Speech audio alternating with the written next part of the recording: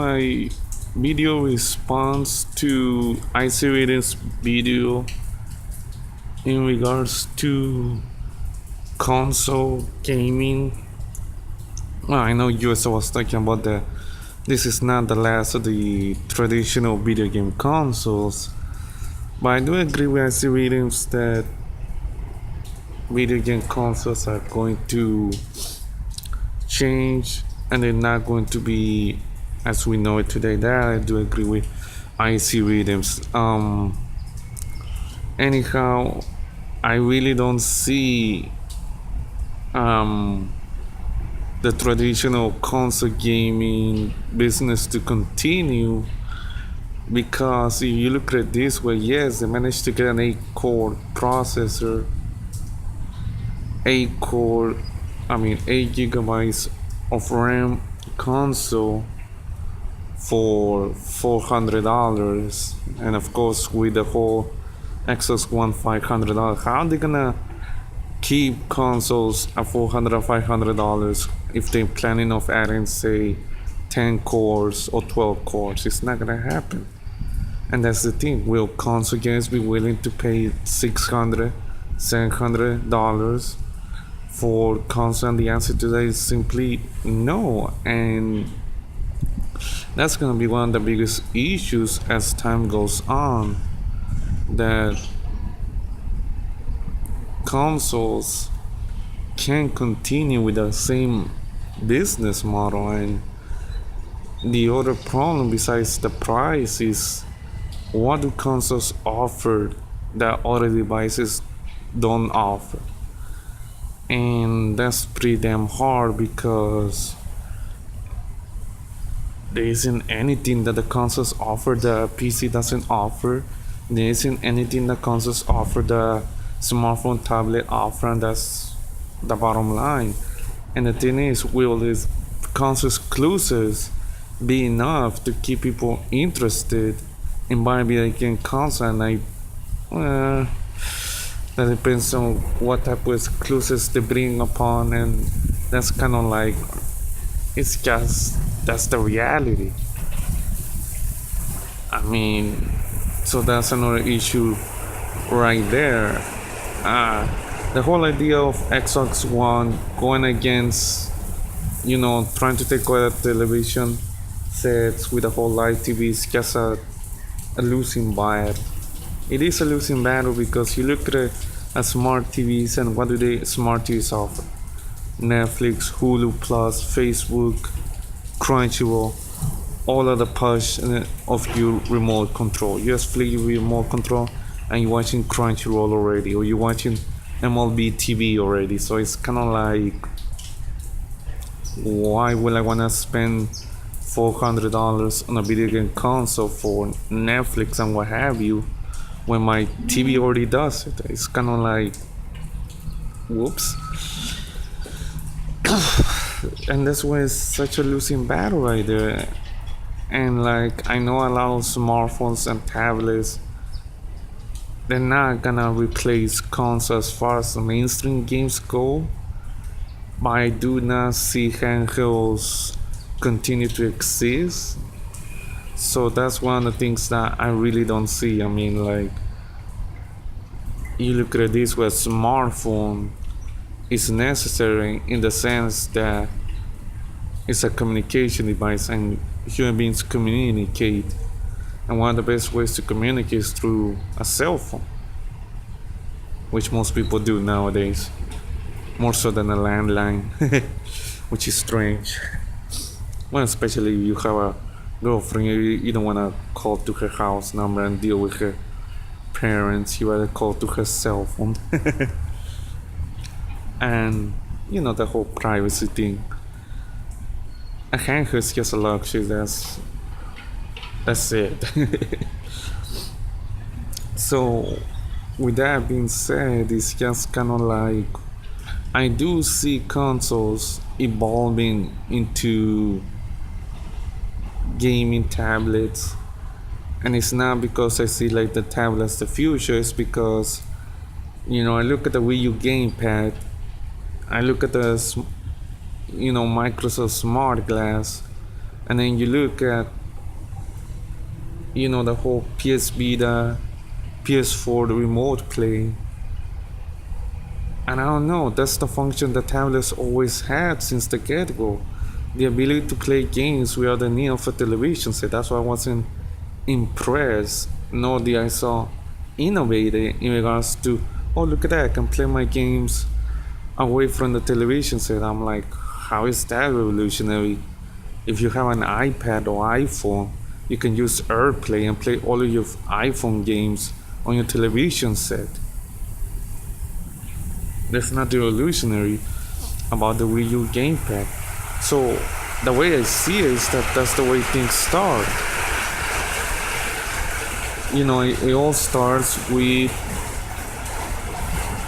a second screen. Next thing you know, we have next thing you know what we have is not only a second screen, but besides a second screen, it is the beginning of like, okay, why would you wanna waste millions of dollars on a handheld and then billions of dollars on a console? Why not just waste millions of dollars on a gaming tablet and call it a day, right? Why do we have to outsource our games to up and coming companies, especially when some main games are defining games? You see what I'm saying? To these are kind of companies for the handheld, and why have two different markets instead of one? That's kind of like, yeah, that makes more sense. It's like they had to deal with the repairs and issues of handhelds. On top of that, the repairs and issues with console. Why not just deal with the repairs and issues of one device? There it is. The other thing is, I also don't see consoles continuing, because you look at it this way, right? Besides doing it to a gaming tablet, not only will it turn into a gaming tablet, but you're gonna see cloud gaming becoming a viable option for distributing and selling games. And I think that's why Sony and Microsoft spend so much money in making them, well, not so much, no, they spend so much money in making this console with 8-core processor, 8 gigabytes of RAM. That way they could continue off with cloud game. Basically, you start off with your traditional console, and then 5 years from now, you see using your PS4 like device just to stream games.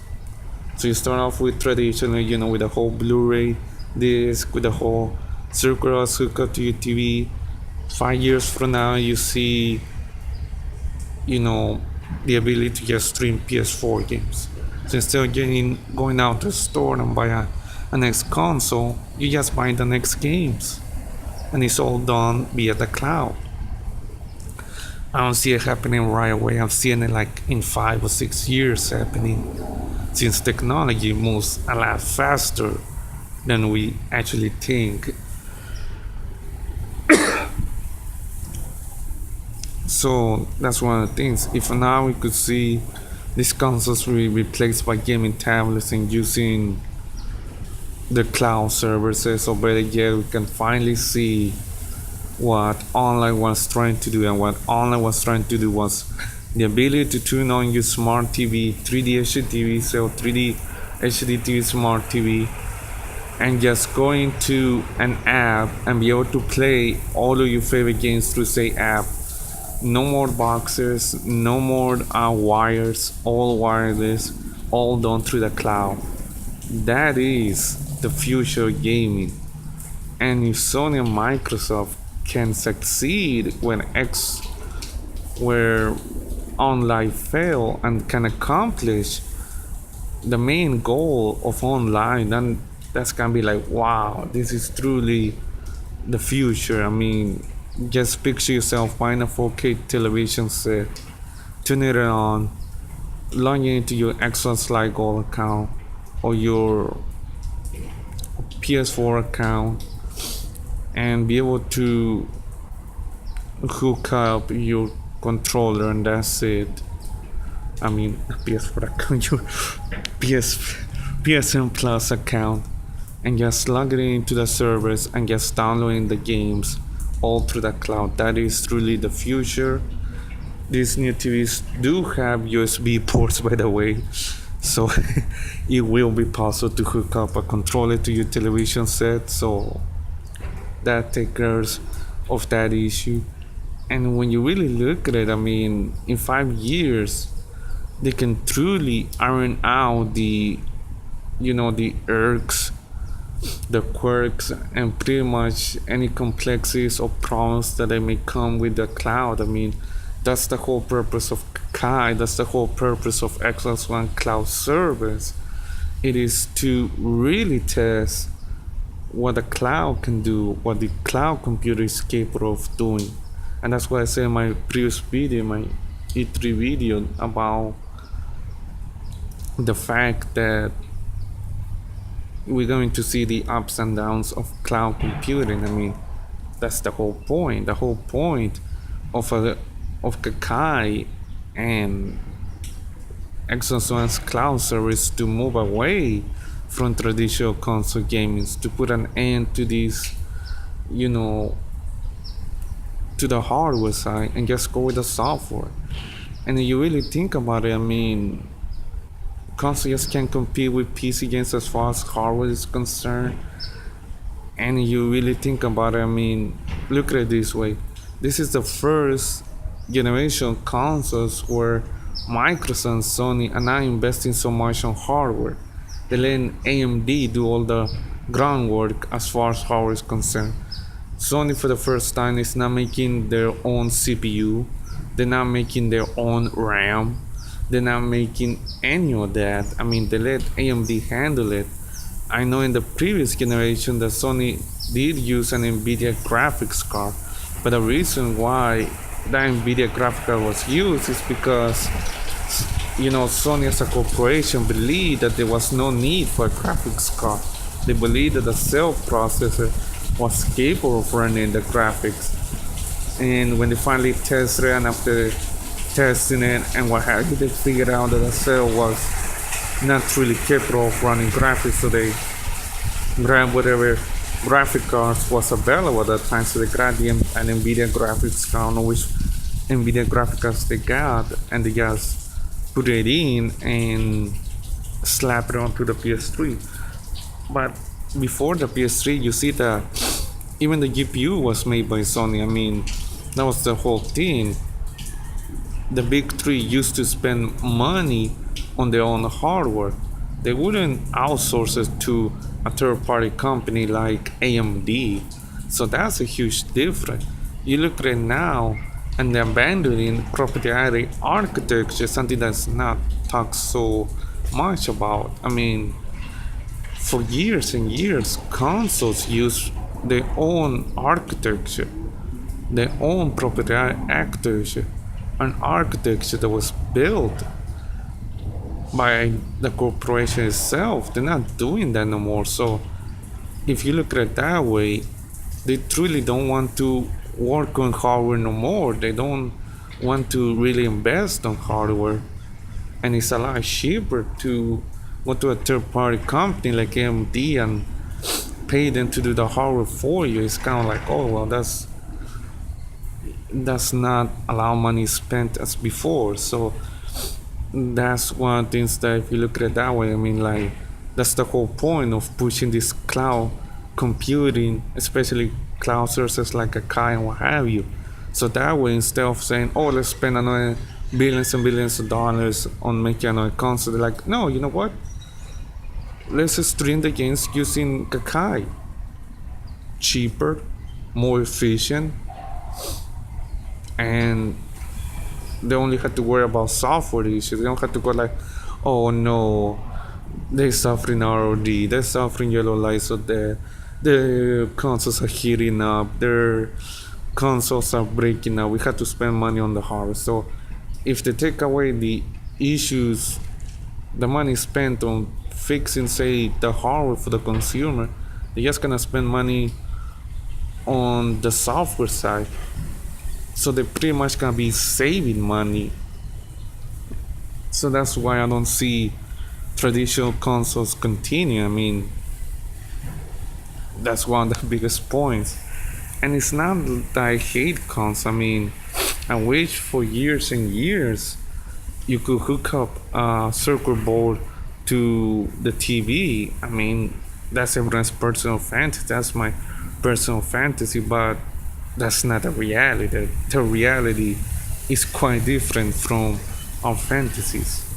So that's one of the things I do want to point it out. Now, the one thing I didn't agree and I found it completely ridiculous once in regards to our series video was when he mentioned about buying a case and you getting a booster code, and I'm going like, no. No, what could be more plausible would be to get a Blu-ray disc, and it's just an installation disc, so you can install, you get into this, just how they do it with your PC. That could be more feasible.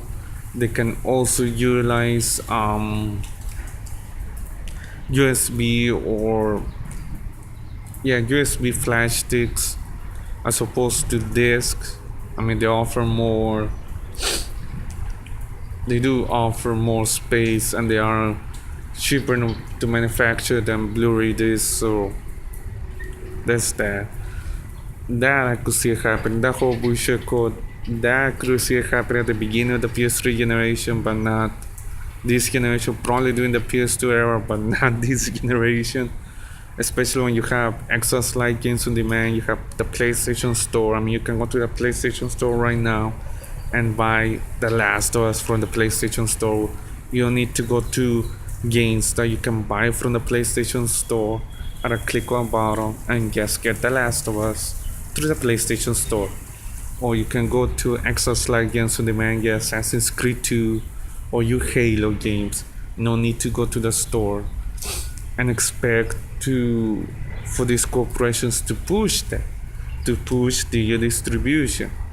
Just as we saw the shrinkage of physical media when it came to PC gaming, we're going to see the shrinkage of physical media when it comes to console gaming. It is inevitable. And that's one of the things. I mean, and the other thing is, are consoles really necessary? Will the game industry die if consoles were to cease to exist? And the answer is no. No. Gaming did not die during the crash of 1986. While the console video game industry went belly up during that time, the PC gaming industry was thriving. That's a huge difference right there. So that's one of the things I do want to point it out. I know that smartphone tablets do offer casual gaming at the moment, but do expect to see more core games for the next 5 years. I mean, 5 years from now, you might be playing,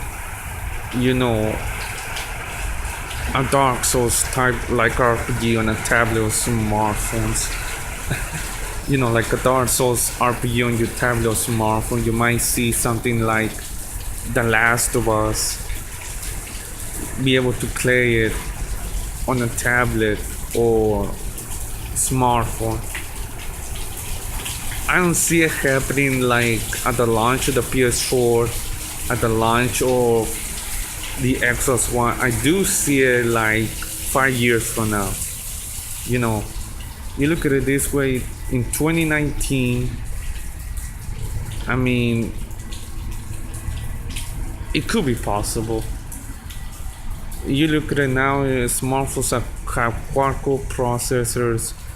The upcoming Samsung Galaxy Note 3 will have an 8-core processor. So it's just, that's the reality. It's the technology just moves so fast. It's like, wow. For the longest, we used to have single-core smartphone. Then we have dual-core processor. Now we have quad-core processor smartphones. in less than a decade. In less than a decade.